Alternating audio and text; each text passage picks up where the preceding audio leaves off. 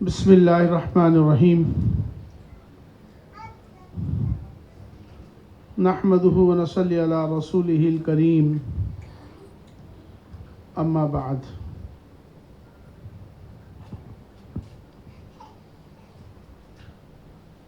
फ़अऊज़ु बिल्लाहि मिनश शैतानिर रजीम। बिस्मिल्लाहिर्रहमानिर्रहीम।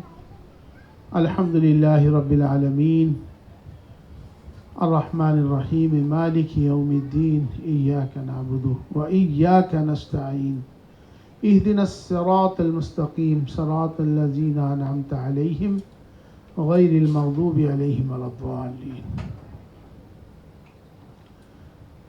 मैं थोड़ा सा अपनी एक दुआ जो हिंदी में है, चूँकि सब लोगों को मालूम हो,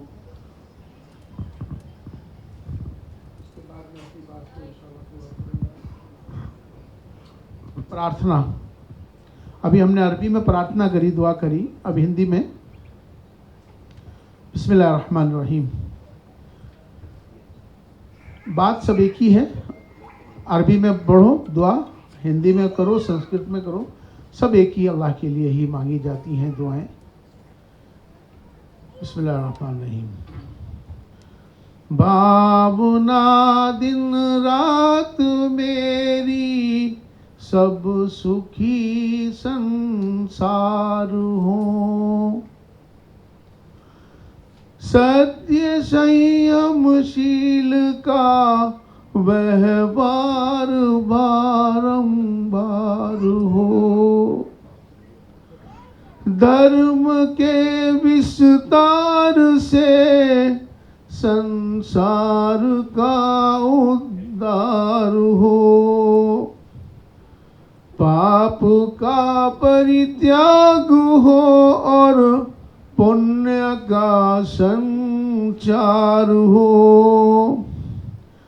ज्ञान की सद ज्योति से अज्ञानतम का नाश हो, धर्म के सद आचरण से शांति का आभास हो, शांति सुख आनंद का प्रत्येक घर में वास हो, वीर वाणी पर सभी संसार का विश्वास हो, रोग भय और शोक होवे दूर, हे अल्लाह ज्योति से परिपूर्ण होवे सब जगत की आत्मा।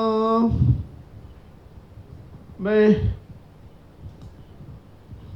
सबसे पहले तो मैं शुक्र अल्लाह का करता हूँ कि अल्लाह तबारक व तआला ने हमें यहाँ आने का मौका दिया, समझने का मौका दिया। हर चीज़, जैसे फैज़ान मुनीर साहब ने भी बात कही कि जो कुछ भी है अल्लाह की तरफ से है, हमारे करने से, हमारे होने से ये सब नहीं हो रहा है। हम रमज़ान में आए थे और हमारी, जैसे कि फैज़ान साहब ने बताया कि हमारी मुलाकात, हमारे अजीज़ यहाँ रहते हैं अशोक जी गिल्डा, जो कि बहुत बड़े बिजनेसमैन हैं इस यहाँ के, बहुत साधारण है, बहुत सरल है, वैसे तो बिल्कुल दिखने में ऐसा लगता नहीं है, लेकिन फिर भी उनके अंदर एक दर्द, एक जज्बा। इन्होंने कहा कि इन लोगों से मुलाकात कराई और कहने लगे कि इनकी एक बात थी, थैलेसीमिया, ये जो बीमारी है, अल्लाह सब पर रहम फरमाए। सचमुच में मैं जब इनको सुना, मेरे यहाँ काम करते थे 98 में, मुझे इसकी जानकारी 98 में मिली, इस बीमारी की मुझे मालूम नहीं था। 98 में मेरे यहाँ एक काम करता था एक, उसने, वो हमेशा हर हफ्ते मुझसे छुट्टी लेके जाता था और पैसे मांगता था, कहता था मुझे कुछ पैसे दे दीजिए और मुझे जाना है, खून बदलवाना है। मैंने क्यों खून बदलवाना है, मुझे नहीं मालूम था ये सब।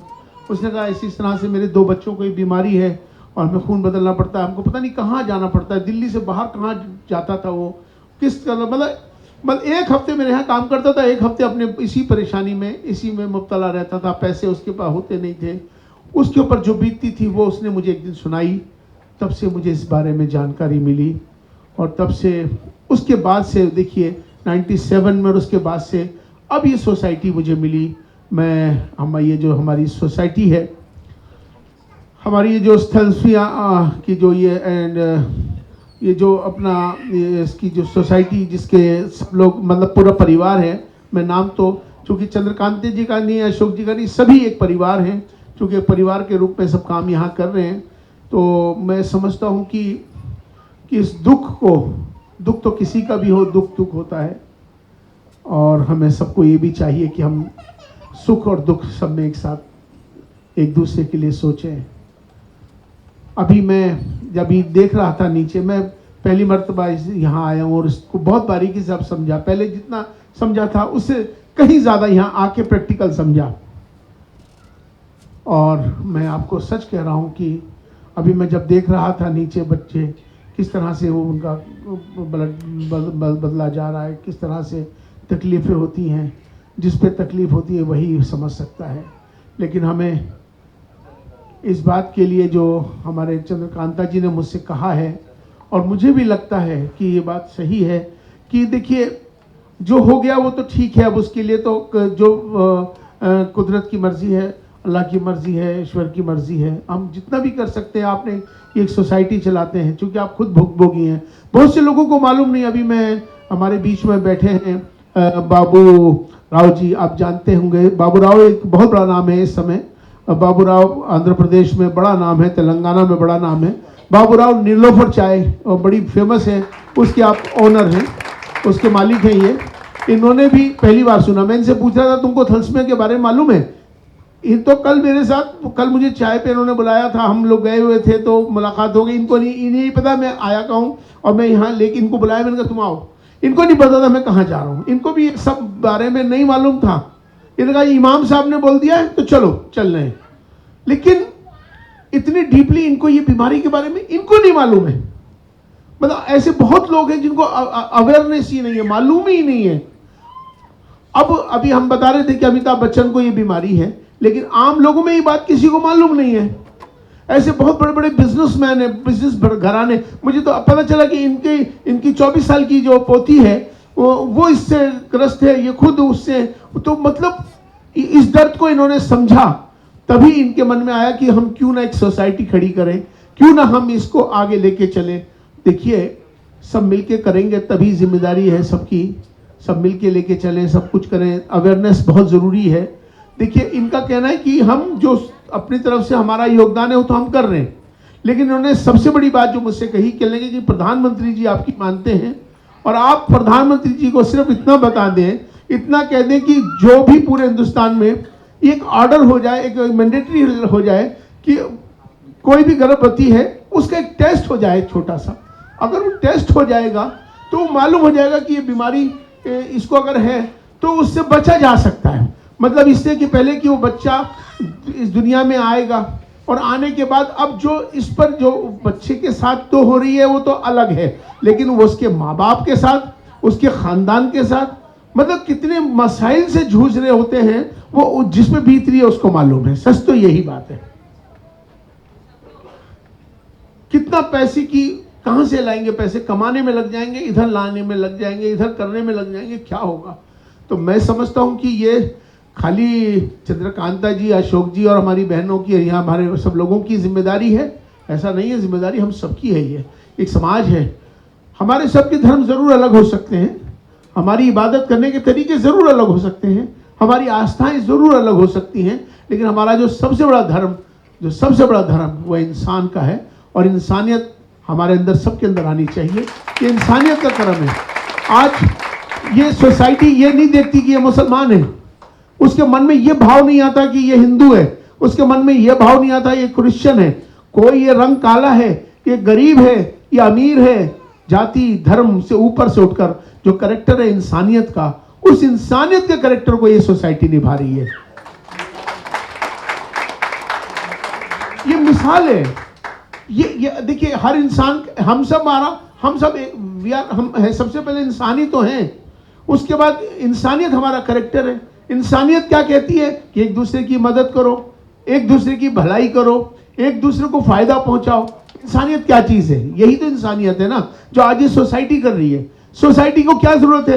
ये तो ठीक है, ये तो अपने ऊपर भीतरी थी कर रहे थे, ये पैसे वाले लोग हैं, बड़े बड़े बिजनेसमैन लोग हैं, ये लोग ये तो कर लेंगे। लेकिन आप जो है, आपके पास खाने को कमाने को नहीं, आपके पास पैसे नहीं, आप कहाँ से जाएंगे, कहाँ टेस्ट कराएंगे? आप 15,000 12,000 रुपए टेस्ट के लग रहे हैं, फिर ब्लड को बदलने में पैसे लग रहे हैं, आप कमाने में रहेंगे, बच्चों को संभालेंगे, क्या सिचुएशन से गुजर रहे हैं। मतलब जिस पे बीत रही है, ये जो जितने भी लोग बैठे हैं उनको मालूम है कि वो किस तकलीफ से गुजर रहे हैं। इन्होंने सोचा कि हम एक परिवार बनते हैं।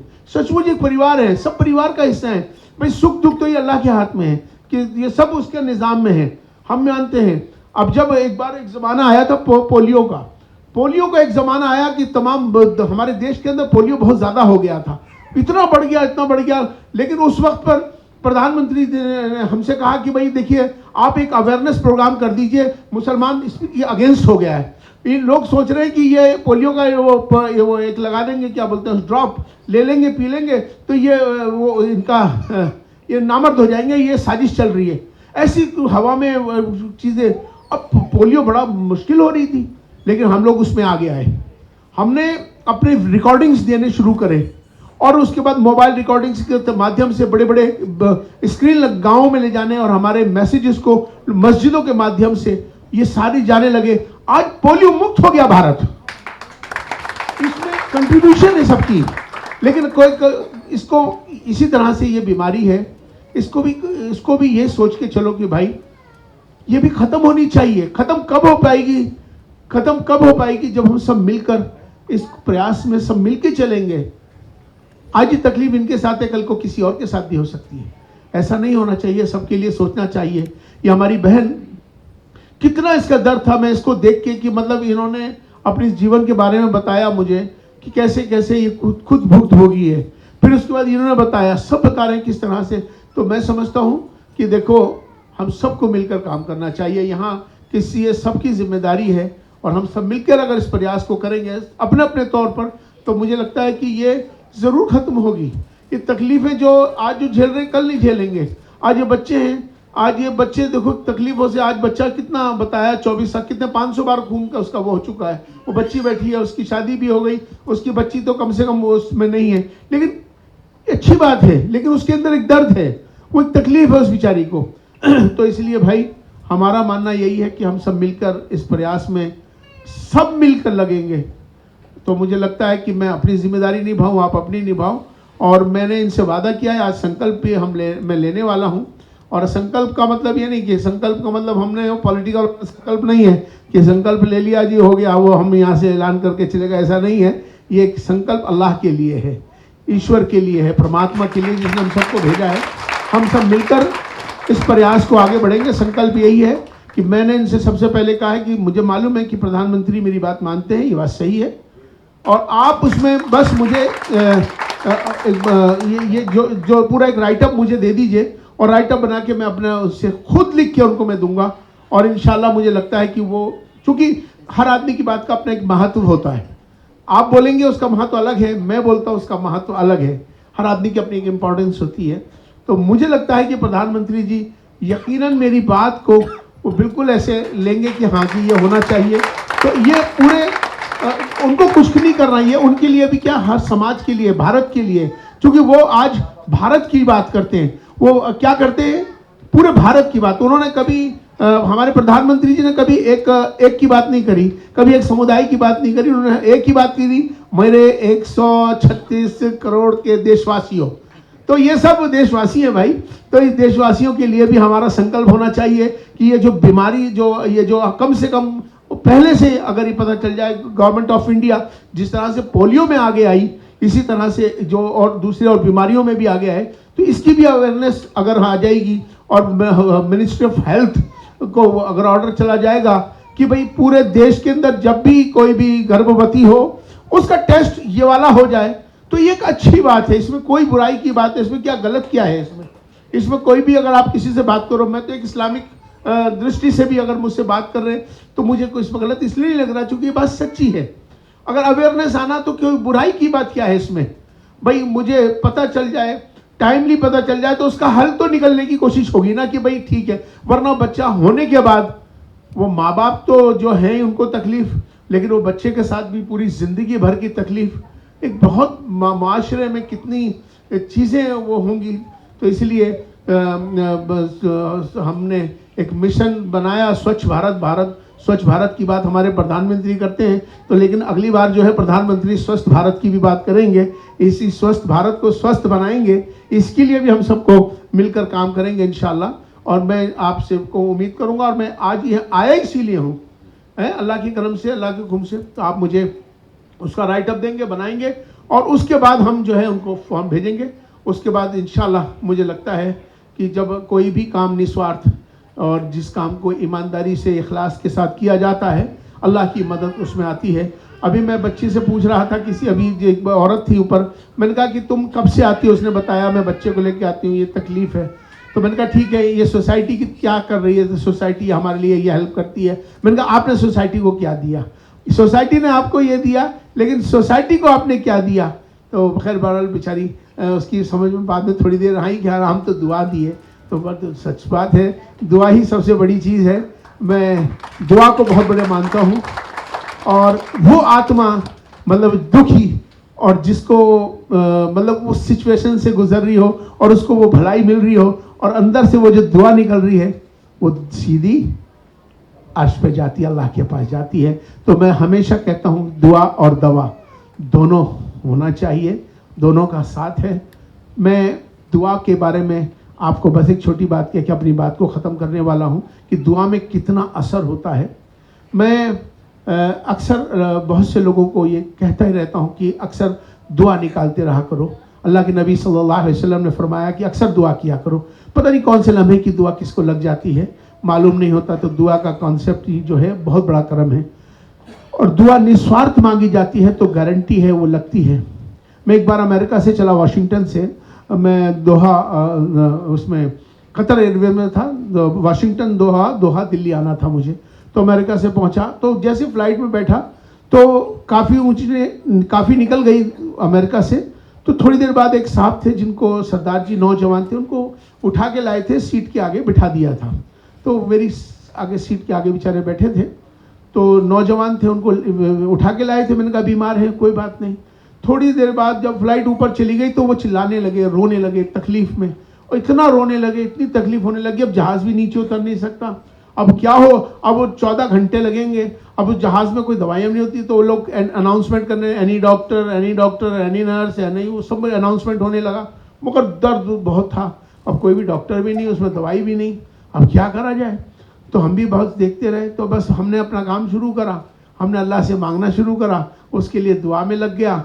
ऐसी दुआ करता रहा, अल्लाह से मांगता रहा। 15 मिनट के बाद मैंने देखा कि उसका दर्द गायब हो गया। और उसके बाद मतलब उसको, जिसके लिए मैं मांग रहा था, उसे नहीं मालूम कि तेरे लिए कोई आदमी रो रहा है, तेरे लिए कोई मांग रहा है। क्योंकि कभी भी दुआ इसलिए ऐसी मांगी जाती है जैसे वो तकलीफ आप पर आ गई हो। आप ऐसे मांगिए जैसे वो तकलीफ, दुख आप पर आया हो, और निस्वार्थ मांगिए। तब मैंने देखा वो दोहा उतरा, दोहा में उसको फिर चलते भी देखा, और फिर मैंने उसको दिल्ली में जब फिर देखा, तो मैं जब तक देखता रहा मेरी आंखों से आंसू निकलते रहे। वो इतना हंसी खुशी देखता रहा, तो मुझे बहुत अच्छा लगा। तो इसी तरह से मैं एक बार हैदराबाद से दिल्ली जा रहा था फ्लाइट में, ऐसे एक हो गया। तो मैं आगे बैठा था बिजनेस क्लास में, तो पीछे से आवाज़ आने लगी, कोई तकलीफ हो, हार्ट की कोई प्रॉब्लम हो गई होगी। तो आगे स्पेस था तो वहाँ लेटा दिया। तो अब जहाज़ को टाइम लगेगा दिल्ली उतरने में, तो हमने कहा अच्छा, हमने कहा लेटा दो उसको, कुछ नहीं होगा इंशाल्लाह, हम बैठे। अब हमने उस पर दम पढ़ के दम करना शुरू करा, अल्लाह से मांगना शुरू करा। तो 10 मिनट बाद अल्लाह ने उसे ठीक कर दिया। तो भाई दुआ मांगो सबके लिए अच्छा हो, सबके लिए भला हो, सबके लिए कामयाबी हो, सबके दुख सुख को समझो। मैं अक्सर यही सबके लिए कहता हूँ, और आपसे भी यही कह रहा हूँ कि किसी की तकलीफ़ हो, आप ज़रूर इनके लिए तो दुआ करें, सबके लिए दुआ करें, और निस्वार्थ दुआ करेंगे ज़रूर कामयाबी होगी। अपनी बात को अब यहीं ख़त्म कर रहा हूँ एक नसीहत के साथ, इसी दुआ की कि कभी भी मैं अक्सर देखता हूँ एम्बुलेंस जब जाती है, एम्बुलेंस का जो साउंड होता है वो रोने का होता है, रो रहा है, चीख रही है, कोई दर्द में जा रहा है। तो जैसे ही एम्बुलेंस देखा करो ना, जैसे भी, अब तो सबसे पहले हमें रास्ता देना चाहिए एम्बुलेंस को, और उसके बाद 2 सेकंड के लिए, 1 सेकंड के लिए जिस भी आपकी, जिस आत्मा, जिस आस्था जहां भी है, ईश्वर में, परमात्मा में, अल्लाह में, खुदा में, जिसमें भी तुम्हारी आस्था हो, हाथ उठा के मांग दो, हे ईश्वर, हे परमात्मा, हे अल्लाह, जो भी शख्स इसमें जा रहा, हमें नहीं मालूम कौन है, इसे ठीक कर दे, इसे तंदुरुस्ती दे दे, इसे शिफा दे दे। मैं गारंटी दे रहा हूं, इस बात का मेरा दावा है कि जब हम निस्वार्थ किसी के लिए दुआ मांग रहे होते हैं ना, क्योंकि जो जा रहा है अपने को नहीं मालूम कौन जा रहा है, हमें इससे भी मालूम है कोई दर्दमंद जा रहा है, कोई तकलीफ में जा रहा है, तो वो ईश्वर और तुम्हारे बीच की बात होती है। और जब निस्वार्थ मांगते हैं, गारंटी वो दुआ अर्श पर जाती है और उसका दुआ का असर होता है और वो ज़रूर ठीक होगा। ये मेरे जीवन का, मैं सभी को ये कहता हूँ, ये अमल अपनी ज़िंदगी में उतारें, हॉस्पिटल से गुजरें, जब भी दुआ ज़रूर करें सबकी शिफा के लिए। इसी तरह से जैसे यहाँ आए हो, किसी को भी तकलीफ में देखो, किसी भी सिचुएशन में हाथ उठा दिया करो। और वो दिखावा नहीं होना चाहिए दुआ में कि हम किसी के लिए दुआ, अभी सोसाइटी दिखावा नहीं कर रही है, यहाँ के आसपास के लोगों को पता भी नहीं होगा, लेकिन ये सोसाइटी एक धर्मार्थ, एक इंसानियत, एक नेकियां, एक अच्छे के लिए काम कर रही है। तो नेकी बनना है, अच्छा बनना है, यही तो इंसानियत है, यही एक करेक्टर है हमारे पास। हमारे पास देने को क्या है? यही तो है। अगर हम कुछ नहीं दे सकते, दुआएं तो दे सकते हैं। हम इनका कुछ सपोर्ट नहीं दे सकते, दुआएं तो कर सकते हैं। तो हमें एक दूसरे के लिए दुआएं करनी चाहिए। दुआओं में बहुत असर होता है और इससे बहुत जीवन में नेकियां मिलती हैं। कौन सी नेकी कहाँ काम आएगी अपने को नहीं मालूम है, लेकिन हम भला करें, अच्छा करें और जितना भी बेस्ट हो सके इसको करें। और इसमें सोसाइटी में, थैलेसीमिया सोसाइटी में, चित्रकांता जी, आपको मेरी कहीं भी ज़रूरत लगती है तो मैं हमेशा आपके साथ हूँ। मेरा ऑर्गेनाइजेशन साथ है और मैं आप सबका शुक्रगुजार भी हूँ कि अल्लाह ताला ने हमें, आपको यहाँ एक दूसरे के लिए मौका दिया और आपने यहाँ पर आए और अपनी बात रखी और हमें सब दिया। तो मुझे लगता है कि इंशाल्लाह ये ज़रूर पूरा होगा और इसमें हम आगे बढ़ेंगे। और ये पूरे भारत से, चूँकि आपने कहा ये भारत का नंबर 1 हो गया है थैलेसीमिया दुनिया में, तो इसको 0 पे लाने का एक संकल्प अभी आप बता रहे थे कि इसको इमाम साहब इतने नंबर्स हो गए, लेकिन इसको ख़त्म करना है। अभी जितने नंबर्स हैं अभी इससे ज़्यादा आगे ना बढ़े, दूसरों को तकलीफ़ ना पहुँचे। तो ये भी एक इरादा करना, ये भी एक नेकियां हैं। अल्लाह ताला इसको बेहतर करेगा और सब स्वस्थ हों, सब तंदुरुस्त हों। बाकी जिनको है उनको भी अच्छा रहे, उनको भी अल्लाह उनकी मदद फरमाए और जितने भी आने वाले हैं अल्लाह ताला उनकी भी हिफाजत फरमाए, इन बीमारियों का खात्मा फरमाए, उनकी परेशानियां दूर फरमाए और बाकियों को अल्लाह सबको शिफा दे, तंदुरुस्ती दे। इन्हीं दुआओं के साथ वाखिर दावाना अनिल हम्दुलिल्लाहि रब्बिल आलमीन। बहुत बहुत शुक्रिया।